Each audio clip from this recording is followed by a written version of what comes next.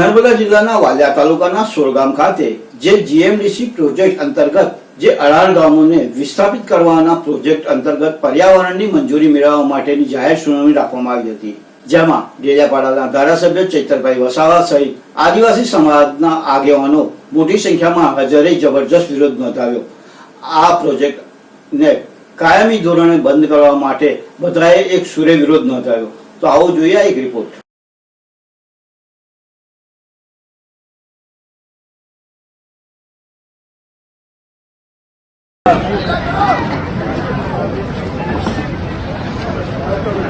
ચાલો સાઈડ આપો। સર્વાનું મતે લોકસુનાવણી રદ છે એના પેપર આપો। નાખી દો। હા હા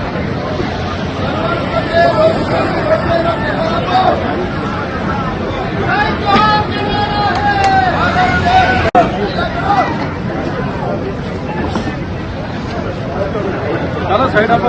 સર્વાનું મતે લોકસુનાવણી રદ છે એના પેપર આપો। નાખી દો। હા હા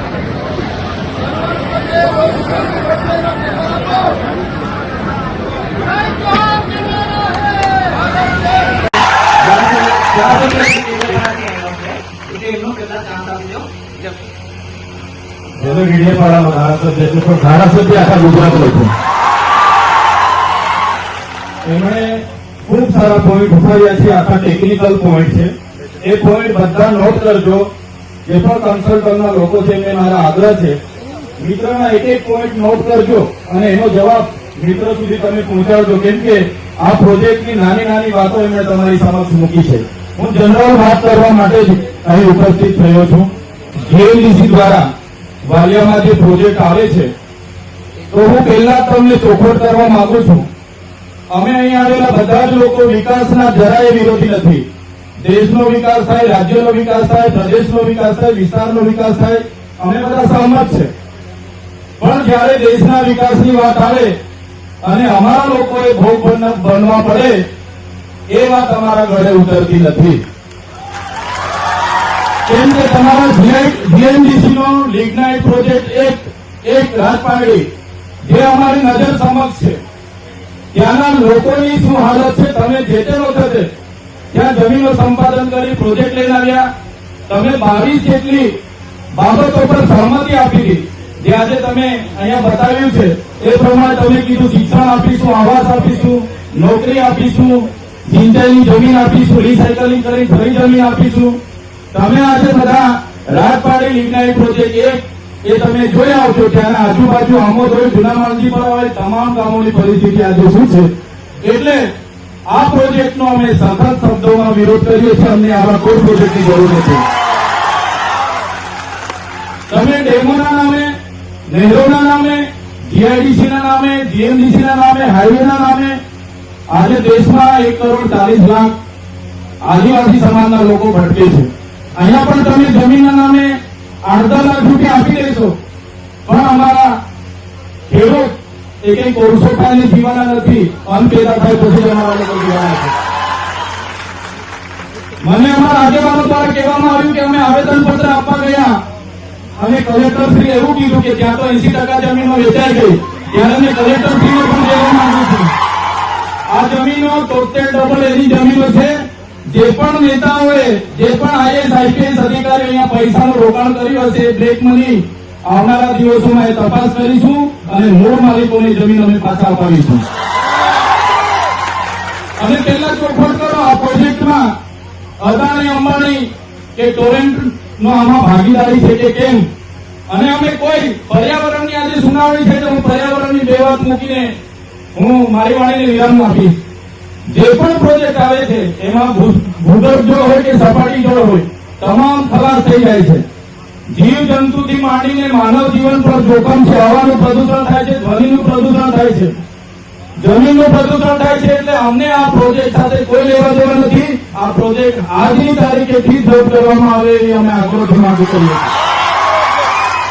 જો સરકારને કોલસાની જરૂર પડે, જો સરકારને ભવિષ્યમાં કોલસાની જરૂર પડે, તો અહીંયા જે પણ ગ્રામ પંચાયતો છે, અહીંયા જે પણ ગામો છે, એમની પાસે સરકારે વેચાતો કોલસો મળી જશે। આવનારા ભવિષ્યમાં એમની પાસેથી તમે વેચાતો લઈ લેજો।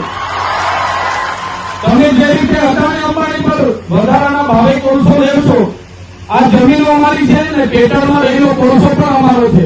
સરકાર અનામત જાહેર કરી દે, એ ચાલતું નથી. જમીનો અમારા લોકોની છે. સરકારને જ્યારે પણ કોલસાની જરૂર પડશે, અમારા લોકો પર કોલસો મળી જશે. માગી લેજો, વેચાતા ભાવે અમે કોલસો તમને આપી દઈશું. એટલે મને સમગ્ર આજના કાર્યક્રમમાં મારી આગ્રહપૂર્વક બધાને વિનંતી છે, આ પ્રોજેક્ટ ખૂબ જ હાનિકારક છે, જોખમકારી છે. વન્ય પ્રાણી, માનવ જીવન, જીવસૃષ્ટિ, ભૂગર્ભ જળ, હવા પ્રદૂષણ, ધ્વનિ પ્રદૂષણ, જમીન પ્રદૂષણ બધા માટે હાનિકારક છે. એટલે આ પ્રોજેક્ટ આજેથી જ રદ કરવો એવું મારું સૂચન છે. સમજાવો. આ અન્ય પ્રોજેક્ટમાં EFGL અને પ્રોજેક્ટમાં લિગ્નાઇટનો જથ્થો 263 સ્લાઇડ પર એની મૂવ કરો ને એની સાથે. હા, સાંભળવા માંગીએ છીએ. તમે સાંભળીને હું તમને કહું, આમાં અમારે તમને સાંભળવાના હોય છે. એવું નથી, અમારે નથી બોલવાનું. તમારા વાદાઓ હોય, તમારા સૂચનો હોય, તમારી રજૂઆતો હોય, એને સાંભળવાના. અમને સાહેબ, અમને તો તમે સાંભળ્યા વાંધો નથી, પણ જે પર્યાવરણ કંટ્રોલ બોર્ડ છે એના પર એક પણ માહિતી નથી. જે પણ માંગીએ છીએ હવામાં વાત કરે છે, અંધારામાં વાત કરે છે, તો શું લઈને આવ્યા છે લોકો? રાજપાડીમાં જે અમારી સાથે અનુભવ થયા છે, ઈસી નું પરવાનગી નથી છતાં આ લોકોએ ત્યાં સિલિકાથી માંડીને બધું વેચી ખાધું છે. ખાનગી કંપનીઓ સાથે કરારો કર્યા છે. આ પ્રોજેક્ટમાં પણ રિલાયન્સ અને ટોરેન્ટો સાથે એમઓયુ થયા છે 8,999 કરોડ રૂપિયાનો. એટલે જ્યાં સુધી ગ્રામ સભાની પરવાનગી નથી, અહીંના લોકોની પરવાનગી નથી અને આગળ બધા એમઓયુ થાય અને બારોબાર ઓફિસો બની જાય, બારોબાર જમીન સંપાદન ચાલુ થઈ જાય, કઈ રીતના ચાલશે? અને અમને સૌથી વધારે દુઃખ તો ક્યાં થાય છે? 73 ની જમીનો બંધારણ એવું કહે છે 73 ની જમીનો આદિવાસીઓની, બિન આદિવાસી કોઈ સંજોગોમાં નહીં લઈ શકે. કોની પરવાનગીથી આટલી બધી જમીનો 10 વર્ષ પહેલા બીજા લોકોએ બચાવી પડી? આ લોકો ભૂમાફિયાઓ સામે કેમ તમે આટલા વર્ષ સુધી 73 ની જમીનો છીનવાઈ ગઈ, કેમ કોઈ કાર્યવાહી નથી થઈ? કાયદો કાનૂન તમે માનતા છો? કાયદા કાનૂન અમારા માટે એટલા જ નથી, બધા માટે છે. અમે તો સંવિધાન અને સંવાદથી જ વાત કરીએ છીએ. અમે જે દિવસે સંવિધાન સંવાદ સાઈડ પર મૂકીશું તે દિવસે ગોળીઓ પણ ખાવા તૈયાર છે, ગોળીઓ દેવા પણ અમે તૈયાર છે. એટલે તમને રિક્વેસ્ટ કરીએ છીએ અને અમે રિસ્પેક્ટથી અહીંયા તમારા વહીવટી વિભાગે તમારા માટે પાણીની વ્યવસ્થા કરી, જમવાની વ્યવસ્થા કરી. અહીં પબ્લિક માટે નથી પાણીની વ્યવસ્થા, નથી જમવાની વ્યવસ્થા, બીજી કોઈ વ્યવસ્થા નથી. લાખો રૂપિયાના તમે ખર્ચા કર્યા છો આ સુનાવણીમાં. એટલે તમે નોટ કર્યું સાહેબ, અમને આપો અને અહીંથી અમે સુનાવણી અહીંથી બરખાસ્ત કરીએ છીએ.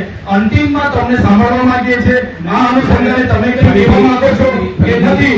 અગર નથી કહેવા માંગતા તો પૂરું કરો અને આપણે વિનંતી છે, અહીંયા તમારા વાંધા સૂચનો સાંભળવાના હોય છે. અહીંયા અમારે બોલવાનું નથી હોતું.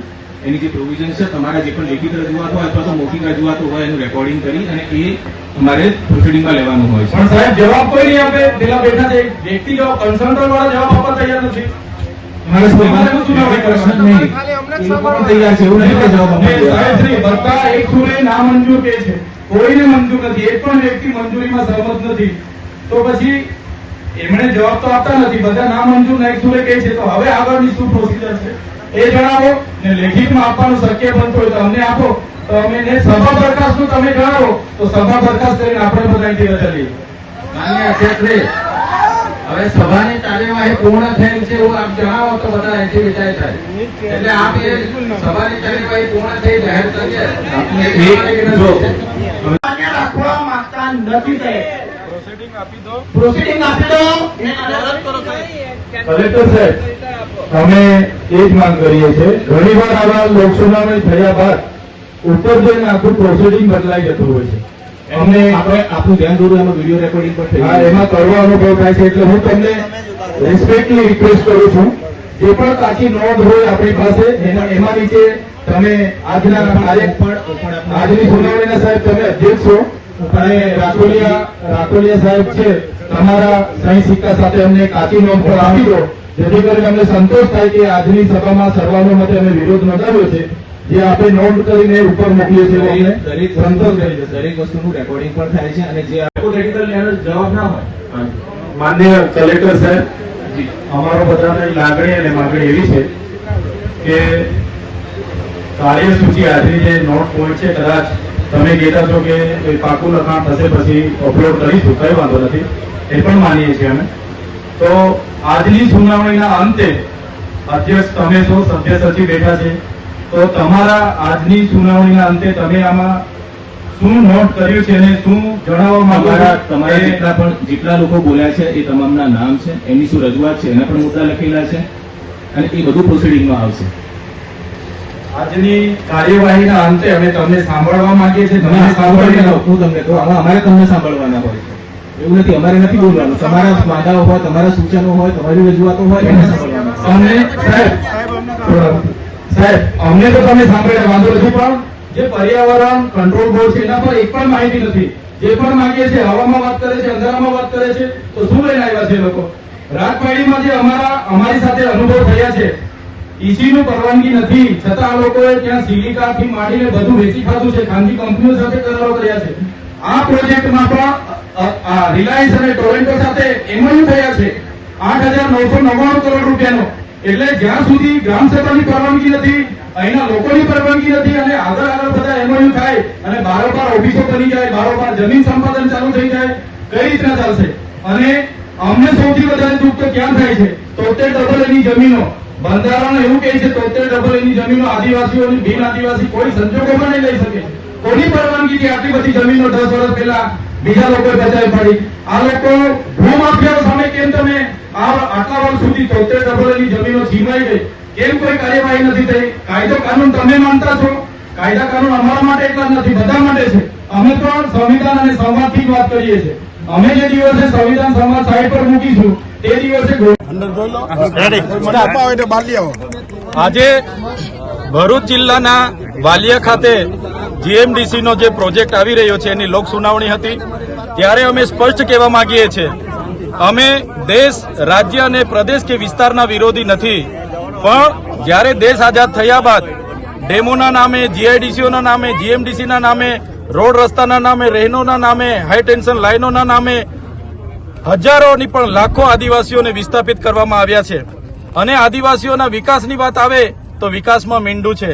જીએમડીસીનો રાજપારડી પ્રોજેક્ટ, લિગ્નાઇટ પ્રોજેક્ટ 1, એની આજે પણ ત્યાંના લોકો ભૌતિક સુવિધાના વલખા મારી રહ્યા છે. ત્યારે આ પ્રોજેક્ટ અહીંયા આવવાથી વાલિયા તાલુકો, નેત્રંગ તાલુકો અને ઉમરપાડાના પણ ઉભારિયા ગામમાં સમાવેશ થાય છે. અને અહીંયા હજારો લોકો, હજારો પરિવારોને વિસ્થાપિત થવાનું છે, જેના કારણે પર્યાવરણ પ્રદૂષણ, પાણી, ભૂગર્ભ જળ હોય, સપાટી જળ હોય, હવા પ્રદૂષણ, ધ્વનિ પ્રદૂષણ, વન્યજીવ પ્રાણી કે માનવ વસ્તીને ખૂબ મોટું હાનિકારક થવાનું છે. ત્યારે અદાણી, અંબાણી અને ટોરેન્ટના ઈશારે જે જીએમડીસી અહીંયા પ્રોજેક્ટ લઈને આવ્યા છે એનો અમે સખત શબ્દોમાં વાંધો ઉઠાવીએ છીએ, વિરોધ કરીએ છીએ. કોઈ પણ સંજોગોમાં આ પ્રોજેક્ટને અમે સહમતિ આપતા નથી.